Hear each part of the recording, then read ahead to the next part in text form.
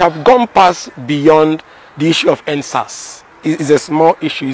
It's a fight that the protesters have won, but it's not the battle. We are talking about ending police brutality.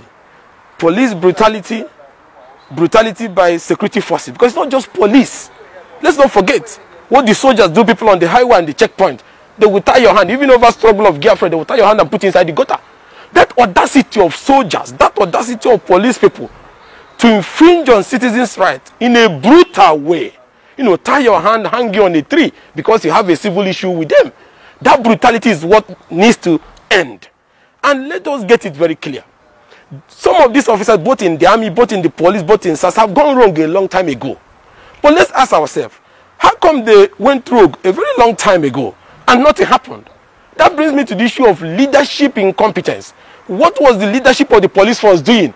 Why were they collecting salary? What were they going to work? What were they doing? As these complaints were coming from Nigerians. So because of the Nigerian people feel they cannot take it any longer, they have gone to the street. Suddenly President Mohammed Buhari, that used to feel like he cannot shift his gun, suddenly with the IG announces disbandment of SAS. That thing is a mere academic disbandment. The real disbandment have not happened. These people are still roaming everywhere. They are still with their weapons. And now they want to announce a new organization. Have you forgotten that this is not the first time SAS is disbanded, reformed, renamed? It used to be state SAS, later it turned to federal SAS. They have been doing all this thing. This thing keeps coming back like something with a cat with 9 lives. So they know they are not ready for the reform. They are even enjoying it to the extent that even the counter-terrorism units are even being used for political targets like they did in Kogi. So they created all these units and they are enjoying it because one, they make money from this thing. Not only they use them for political target. So they have desecrated the police force, especially those special units. This SAS is supposed to be like what you have the tactical unit in the US. So all this SWAT and so on and so forth. Now you have a group of people that feel that above the law. They will tell you, I waste you before they open fire. See, we are not supposed to forgive them. There's not supposed to be any middle ground other than you wipe that organization completely out. You establish. By now, we would have expected the IG to have paraded SAS officers who were involved in indiscriminate killing of citizens. That's what you should be doing. They are protecting them. And you want people to believe that you are ready for reform. They are not ready for reform. Because the IG have been there, the police commissioners have been there, the president have been there. These things have been happening. I want to ask you, what did President Mohammed Buhari do? This is playing to the gallery. You say you have disbanded them. You say you are going to fight to respect citizens. When did President Mohammed Buhari come and start respecting citizens' rights? People are being killed and raped in Southern Kenya. They are being killed in Zamfara, the bandits. Even the government can say they cannot consult through because bandits are more powerful than their government. So at the end of the day, you can see that the police has failed in its duty. And now they are visiting so much brutality on the citizens. So they need to reform the entire police force. They need to reform the entire security agencies and stop the brutality by security forces. This brutality did not stop only with the police. It's in the army, it's in the navy. Even when you struggle girlfriend with them, navy will bring down your house. So all this nonsense has to stop. And now there must be consequences for leaders who fail to do what they are supposed to do.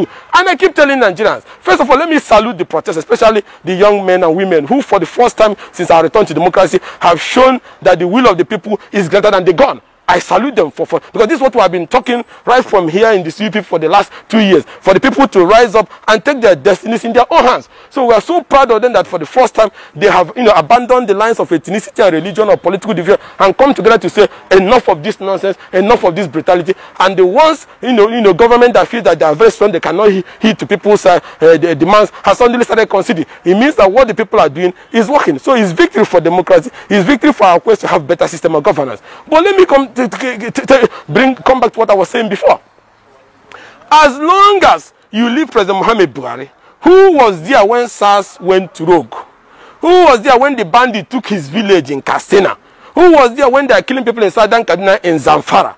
Who were there when SARS people, mobile police unit, ROT or whatever they call it, CT, we are on rampage, oppressing and showing so much brutality on citizens? Once you leave the Inspector General of Police, once you leave the Chief of Army Staff that is there, that his soldiers goes to tie people's hands at the back and hang them inside a dirty gutter. Once you leave all this people and say you are reforming police, you are reforming the security, that's total nonsense. And I want to tell the protesters, you have a golden moment to solve all these issues once and for all.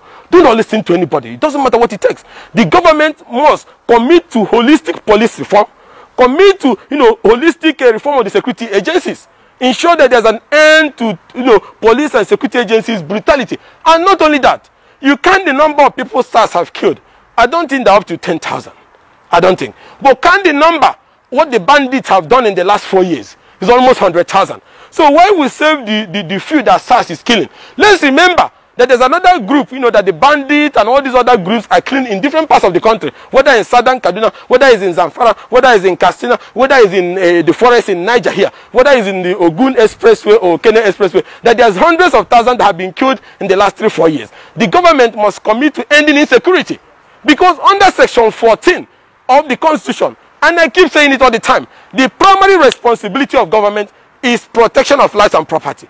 If the president, the commander-in-chief, and his service chiefs could not protect lives and property, they said that the people who were hired to protect lives and property, like the SARS, the CTU, the army, and so on, are the ones killing citizens. The commander-in-chief has failed. The service chiefs has failed. They need to resign. And that is why I want the protesters. This is not politics. You need to, now that you have achieved, you have won the first leg of the fight, but you have not won the battle. Now we are done with the issue of the name called SARS, because I have not reformed it. Now you move to the issue of accountability. Somebody must pay for this.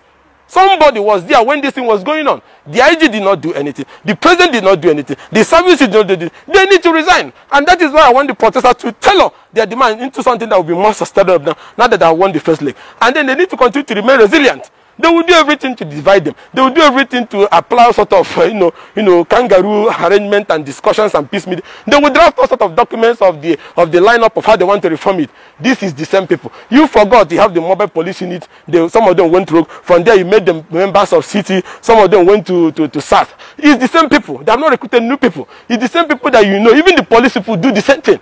So, and I'm asking the protest, now that you have been able to, come together, despite religious or political differences, you need to sustain the protest. The whole world is watching, and if they oppress you, right, the whole world is watching. The International Criminal Court is going to try a lot of them that is going to keep protesters. So you need to remain resilient. You need to remain strong to ensure that in getting police reform, and let me say it, if a man was Inspector General of Police, if a man is president, and for over 3, 4, 5 years he was in the villa sleeping, and the security forces that he's commanded was killing and raping you, and then when you protested, the man runs out for his bedroom and says, I will reform them. And you want to believe that man to reform what?